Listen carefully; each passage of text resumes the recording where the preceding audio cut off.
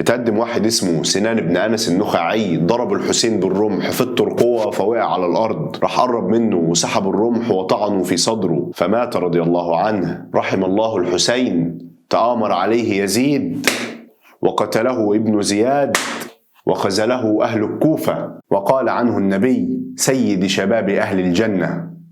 يوم كربلاء، استشهاد الحسين بن علي بن أبي طالب.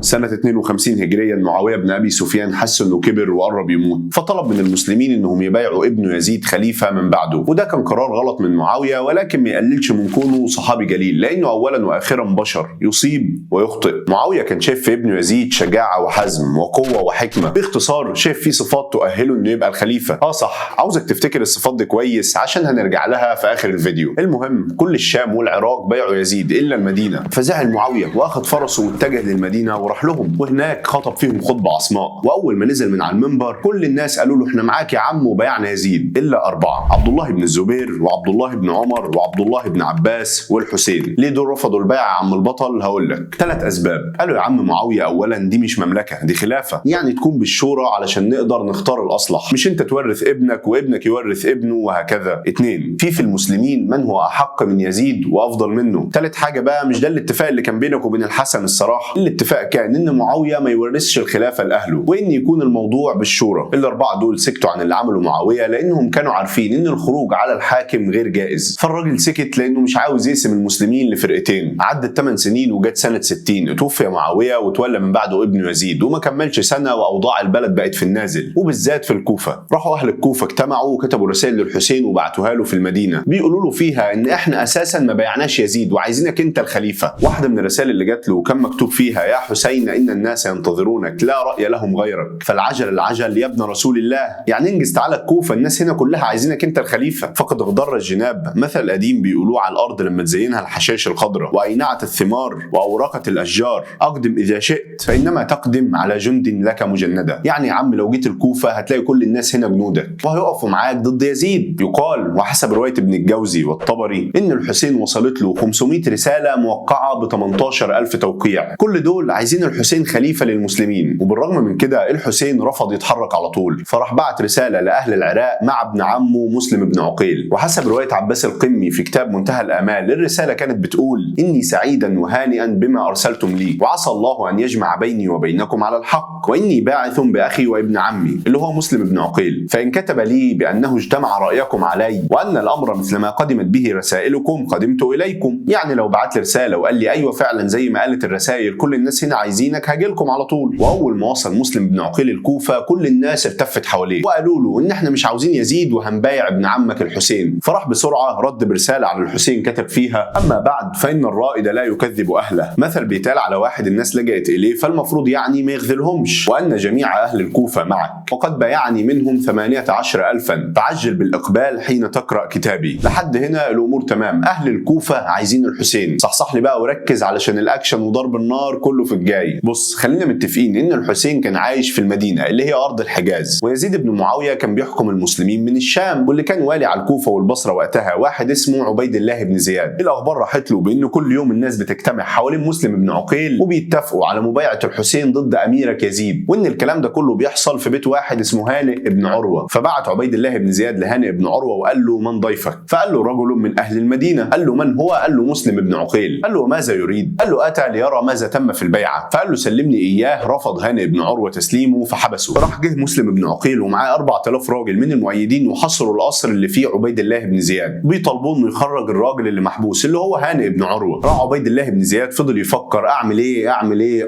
اندهولي قيس. ايوه الراجل الشاعر ده. اول ما جه قيس قال له: بص يا عم قيس، انت راجل شاعر يعني خطيب ومتكلم، اطلع المأذنه دي وهدي الناس بكلمتين وقول لهم لا بيعه للحسين ولا يطيعوا مسلم بن عقيل، وجود من عندك شويه. قيس قال له: ابشر يعني هظبطهم لك. واول ما طلع المأذنه اذ به يقول: ايها الناس ان الحسين على الحق فبايعوه، وان ابن زياد كذاب فاجر فاسق فلا تقربوه. يا نهار ابيض، ما عملناش حسابها دي، نزلوا الراجل ده بسرعه. طبعا ضربوه بالسهام فوقع على الارض ومات. راح ابن زياد بعت للناس اللي بره وقال لهم: دخلوا كبارائكم وحكمائكم هكلمهم كلمتين. قال لهم: اللي هيسيب ابن عقيل والحسين وهيبقى معايا هنديله الهدايا والعطايا، واللي فيهم ما همهوش الهدايا والعطايا قعد يخوفهم ويهددهم. فبعد الاجتماع ده ايه اللي حصل؟ قال لك صار الأمراء يخذلون الناس عن مسلم، فتأتي المرأة إلى ولدها وتذهب به، ويأتي الرجل إلى أخيه ليذهب معه، ويأتي أمير القبيلة فينهي الناس عنه، حتى لم يتبقى معه إلا 30 رجلا من 4000. وما غابت الشمس إلا ومسلم وحده، ذهب كل الناس عنه. وفضل مسلم بن عقيل يمشي في الطريق يستخبى لحد ما قبضوا عليه الجنود، وأمر ابن زياد بقتله. فقال له أنا عندي وصية، قال له أوصي. فطلب إن الوصية بتاعته تكون سر وما يعرفهاش غير عمر بن سعد بن أبي وقاص. الوصية كانت إن يا عم سعد الحق الحسين، ارسل له رسالة لأن هو جاي في الطريق ومعاه أهله، واحكي له فيها اللي حصل لي. وقال كلمته المشهورة: يا حسين ارجع إلى أهلك ولا يغرنك أهل الكوفة، فإنهم كذبوك وكذبوني وليس لكاذب رأي، ولا تأتي إلى أرضي فإنها أرض خيانة. عمر بن سعد بن أبي وقاص خد الرسالة وبعتها، وبعدها أمر عبيد الله بن زياد بقتل مسلم بن عقيل هو والراجل اللي كان مضيفه معاه في البيت. على الناحية التانية بقى في المدينة الرسالة لسه ما وصلتش، المسافة بعيدة. الحسين استعد ب 72 واحد من أهله، منهم أطفال وشباب وستات، والصحابة حاولوا يمنعوه لكنه هو كان خد القرار خلاص. في رواية بتقول إن عبد الله بن عباس قال للحسين: إلى أين أنت ذاهب؟ فقال له: إلى العراق. فقال له: أتذهب إلى أرض قتل فيها أباك وغدر فيها أخاك؟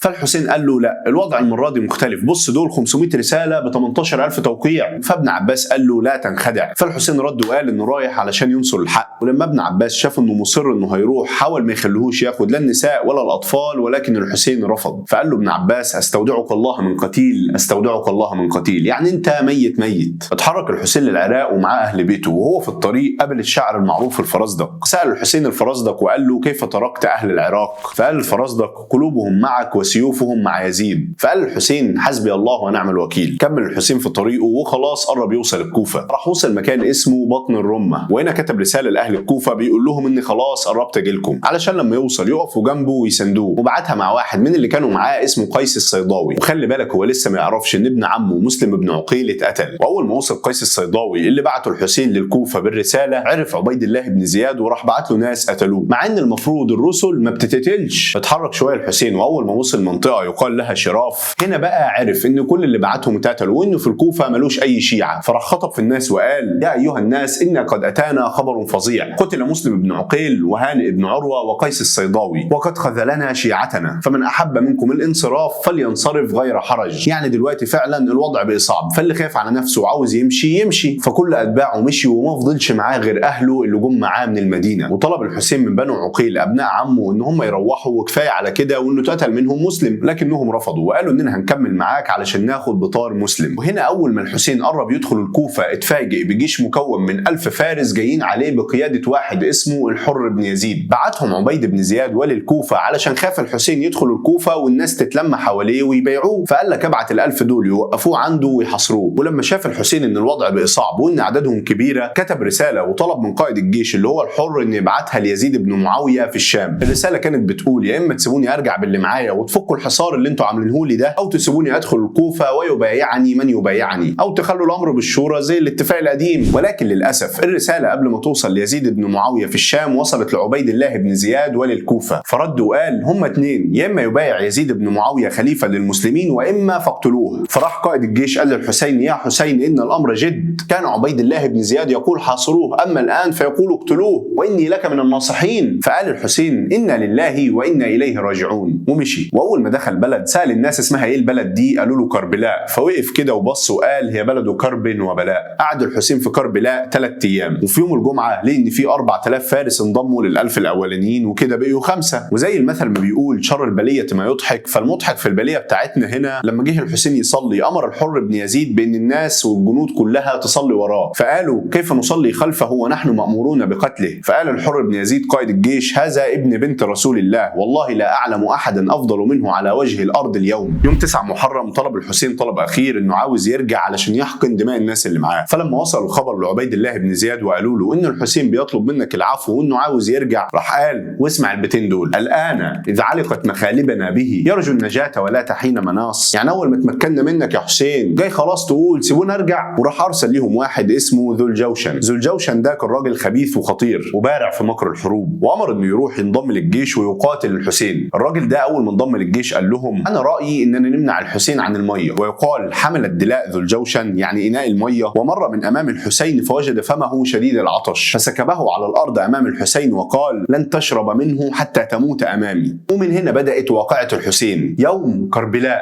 يوم 10 محرم، جيش مكون من 5000 فارس مجهزين للقتال امام 72 واحد نصهم اطفال وستات اللي هيقاتلوا مع الحسين اساسا لا يتعدوا ال20 واحد. امر الحسين بانهم يقيدوا نار من وراهم علشان الجيوش ما تجيلهمش من ناحيه الاطفال والستات. واول ما الناس اللي مع الحسين ولعوا النار راح ذو الجوشن قال: يا حسين استعجلت النار في الدنيا قبل الاخره. راح الحسين قال له: بل انت اولى بها صليه. بص الحسين للجيش اللي قدامه ولقي فيه شيوخ القبائل اللي بعتوا له الرسائل وقالوا له: تعال نبايعك. فقال لهم: يا شمس بن ربعي، يا حجار بن ابجر، يا قيس بن الاشعث، يا يزيد بن الحارث، اين انتم يوم ان كتبتم لي اقدم فانا قد بايعناك؟ فقالوا له: ما بايعناك ولكن قد كذبت علينا. يعني احنا ولا بعتنا ولا حاجه، ده انت اللي جاي تقول لنا كده. فقال الحسين: اقسم بالله انكم بايعتموني ولكنكم جحدتم وخنتم. شوف اهل الكوفه عملوا ايه، شوف مدى الخذلان. يعني هم جابوا الراجل من بلده وقالوا له: احنا معاك وعاوزينك، واول ما حطوه قدام المدفع سابوه. مش بس كده، ده وقفوا ضده. وهنا يقال ارتفع صوت عويل للنساء، صراخ الستات يعني. وهنا يحصل مشهد مروع. طلب الحسين اصغر ابنائه وكان طفل رضيع، كان عاوز يبوسه ويودعه، فلان الرضيع ده عطشان جدا فطلب من الجيوش ان هم ياخدوا الرضيع ده ويسقوه. يعني المفروض ده رضيع ملوش دعوه، ومن المروءه ان هم يسقوه لان المطلوب ابوه مش هو. فقال لك: اختلف القوم، ناس قالوا سقوه وناس قالوا لا. فراح واحد من الجيش نده على فارس وقال: اقض نزاع القوم، يعني ريحنا من الخلاف ده. فرفع السهم واصاب الرضيع في رقبته ومات، وابوه الحسين شايله على ايده. يخرب بيت سنينكم، ده رضيع ما كملش 6 شهور. وهنا الحسين قال: حتى اطفالنا ويلكم لماذا تقاتلونني؟ على حق تركته ام على شريعه بدلتها ام على سنه غيرتها؟ فجاله قائد الجيش اللي كان اسمه الحر بن يزيد وقال له: صليت الفجر خلفك واثناء التشهد قلت اللهم صل على محمد وعلى ال محمد، فسالت نفسي كيف تصلي عليهم وكيف تقتلهم؟ ودافع الحر بن يزيد عن الحسين لحد ما استشهد. المعركه بدات في الفجر، اتقتل ابو بكر وعمر وعثمان وجعفر وابو العباس وكلهم ابناء علي بن ابي طالب، وكمان اتقتل القاسم ابن الحسن. وفي الظهر راجل اسمه ذروعه بن شريك التميمي اصاب الحسين بضربه في الكتف فوقع على الارض، وكان بيحاول يقوم ويقع كل مره. بعدين اتقدم واحد اسمه سنان بن انس النخعي ضرب الحسين بالرمح في الترقوه فوقع على الارض، راح قرب منه وسحب الرمح وطعنه في صدره ومات رضي الله عنه. وبعدين نزل سنان على الارض وطلع سيفه وذبحه، فصل راسه عن جسمه. طبعا انت دلوقتي بتسال نفسك سؤال: هل يزيد بن معاويه خليفه المسلمين وقتها هو اللي امر بقتل الحسين ولا لا؟ ولو هو اللي امر ازاي رضي يعمل كده في حفيد رسول الله، وان المفروض يعني دول ابناء صحابه؟ فلو انت سالت السؤال ده فهو سؤال حلو منك الصراحه. وعلشان اجاوبك تعال نركن السكريبت اللي معانا ده على جنب ونطفي الانوار دي شويه وهكلمك كلمتين بالبلدي. فاكر الصفات اللي قلتهم لك في اول الفيديو قلت لك هنرجع لهم بعدين؟ ايوه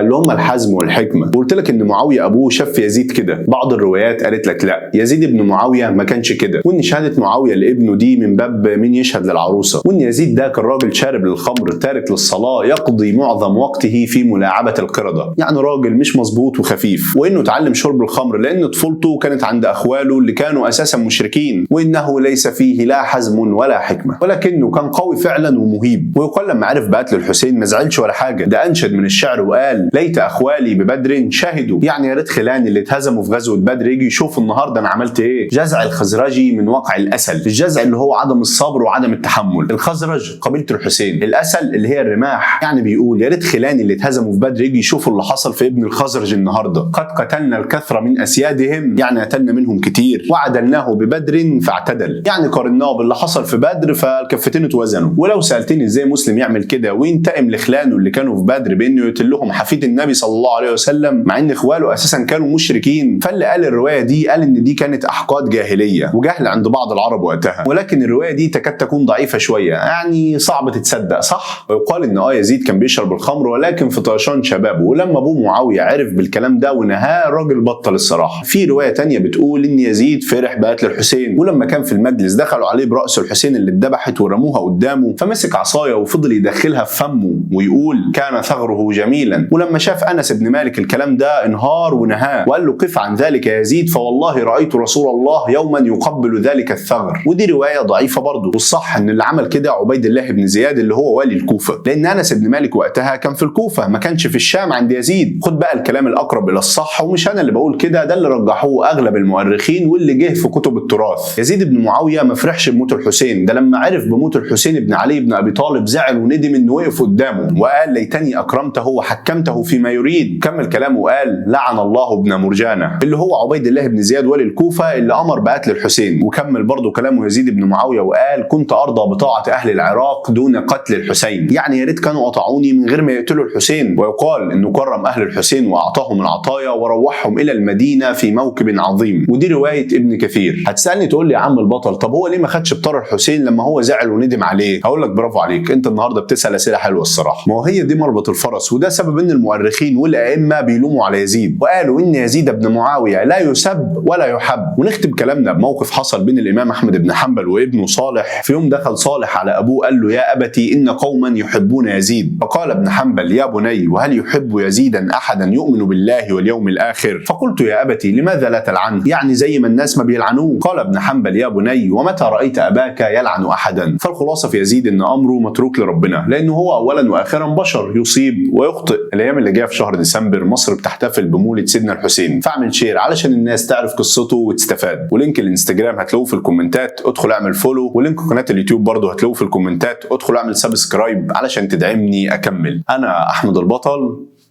هنا الغرفه.